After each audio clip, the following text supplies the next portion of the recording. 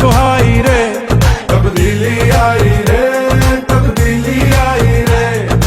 रोक सको तो रोक लो, तब्दीली आई रे, तब्दीली आई रे, IPT आई रे।